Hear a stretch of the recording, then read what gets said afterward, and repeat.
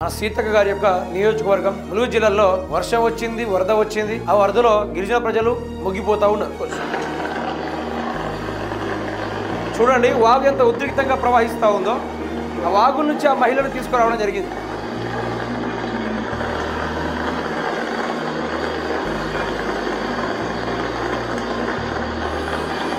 వాగు ఉద్రిక్తంగా ప్రవహించడంతో గ్రామస్తులు భుజాలపై గర్భిణిని మోసి వాగు దాటించి ఆసుపత్రికి తరలించారు. ములుగు జిల్లా తాడువాయి మండలం బందాల గ్రామ పంచాయతీ పరిధిలో ఇది జరిగింది అనుకుంటూ ఒక వార్త నిన్న ఇన్స్టాగ్రామ్ లో చూశాను. మేడం గారు మంత్రి సీతక్క గారికి ఈ ఊర్లు ఎక్కడున్నా కూడా బాగా తెలుసు. ముఖ్యమంత్రి రేవంత్ రెడ్డి గారి నుంచి ఎవరైనా మాట్లాడితే మంత్రి సీతక్క గారు 10 నిమిషాల్లో వాళ్ళ ఆఫీసులో కూర్చొని రీకౌంటర్ వీడియోలు చేస్తూ ఉంటారు. ఆ గర్భిణీ స్త్రీ వాగులట్లా మోసుకొని వస్తూ ఉంటే అది చూసి మంత్రి సీతక్క గారు 1% కూడా చెల్లించలే, అసలు రెస్పాండే కాలే. మంత్రి సీతక్క ఉండి స్పందించకుండా ఎక్కడ తిరుగుతా ఉన్నారు? మరి ములుగు జిల్లాని వదిలేసి హైదరాబాద్ లో మీకేం మరి?